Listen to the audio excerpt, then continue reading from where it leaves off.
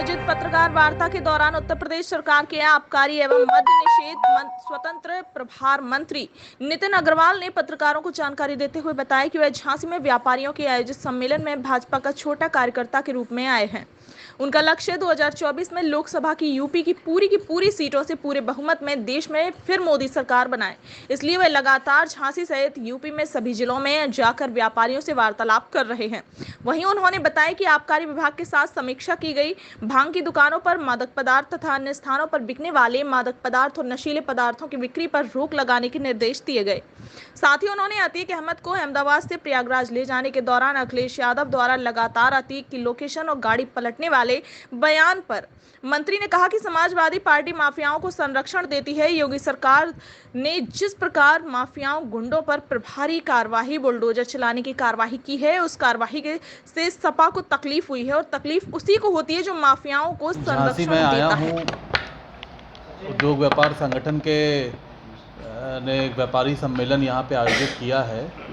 उस सम्मेलन में यहाँ पर व्यापारियों से मिलने, उनसे बातचीत करने के लिए आया हूँ। और पूरे प्रदेश में मैं सभी मंडलों में, जिलों में ऐसे व्यापारी सम्मेलनों का आयोजन कर रहा हूँ। हम सबका लक्ष्य देश में होने वाले लोकसभा चुनाव 2024 में जो होंगे, और पार्टी का लक्ष्य, हम सब का सभी कार्यकर्ताओं का लक्ष्य एक ही है कि हम उत्तर प्रदेश के सभी 80 की 80 लोकसभा सीटें जीत के जाएं।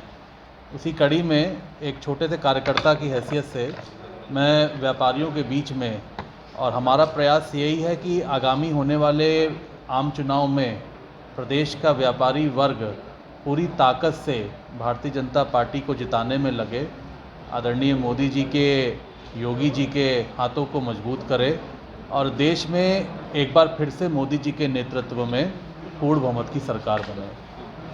साथ ही साथ विभागीय समीक्षा भी मैंने यहाँ पे मंडल की करी है, क्योंकि अब फाइनेंशियल ईयर क्लोजर हो रहा है, तो जो लक्ष्य हम लोगों के थे उस लक्ष्य के सापेक्ष क्या हम लोग के टारगेट्स अचीव हुए हैं, साथ ही साथ एनफोर्समेंट की जो कार्रवाइयाँ हुई हैं उसमें क्या टारगेट्स अचीव किए हैं, इस सब की समीक्षा भी मैंने करी है।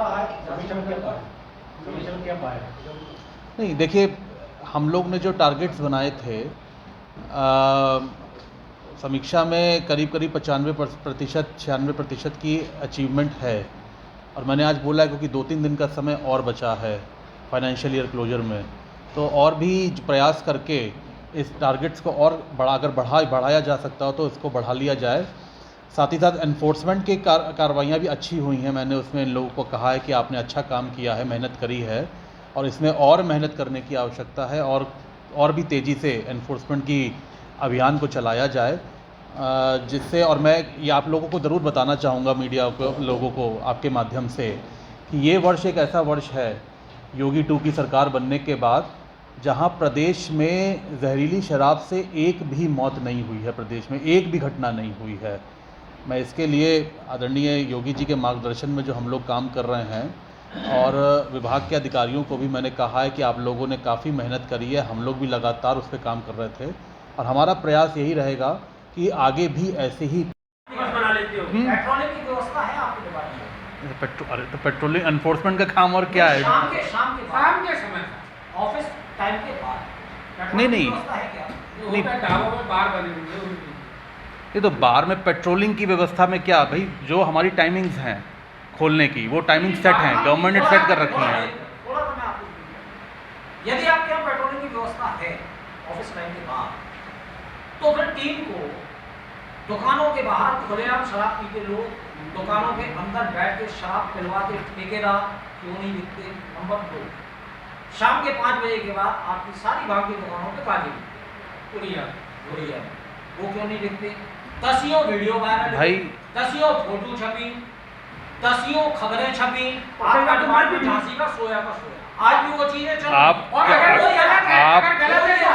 अरे एक मिनट अरे सुनिए, तो अगर ऐसी कोई चीज़ है तो आप मुझे दीजिए, मुझे उपलब्ध कराइए। अगर कोई फोटोग्राफ है आपके पास तो आप मुझे दीजिए कि यहाँ पे ये गांजा बिक रहा है, ये अवैध तरीके से बिक्री हो रही है, आप मुझे दीजिए। अगर मैं कार्रवाई न करूँ तब आप कहिए कि कार्रवाई नहीं हुई, विभाग ने कार्रवाई नहीं करी, आप मुझे दीजिए। विधायक की पेटियां पकड़ी जा रही है। नहीं, अफीम पकड़ा जा रहा है। देखिए, गांजा और अफीम आबकारी विभाग के उसमें नहीं आता है। आबकारी विभाग में भांग आती है और देशी और विदेशी और मदिरा आती है। जिनकी डेली खराब निकल रही है मंत्री, कोई नई पॉलिसी बनाएंगे आप करिए। हाँ, पॉलिसी आ गई है। हम लोगों की पॉलिसी जनवरी में ही कैबिनेट ने पास करी थी और 1 अप्रैल से वो पॉलिसी लागू होगी। 1 अप्रैल से 31 मार्च तक के लिए पॉलिसी आती है। तो अब की आबकारी विभाग में कई नई चीज़ों को हम पॉलिसी में लेकर आए हैं और आपको पता है कि जो शॉप्स चल रही थी उसका पूरी तरीके से पूरे प्रदेश में रिन्यू कर दिया गया है, रिन्यूअल हो गया है। तो शॉप्स यही रिन्यू हो गई हैं। इस बार महंगी होगी नहीं, ये तो मार्केट फोर्सेस है कि हम लोग दाम नहीं बढ़ाते हैं। हम लोगों ने अब की जो पॉलिसी में लेकर आए हैं कि जो दाम होगा वो जो डिस्टिलर है वो अपनी ईडीपी हमें बताएगा कि उसकी एक्स डिस्टिलरी प्राइस क्या है।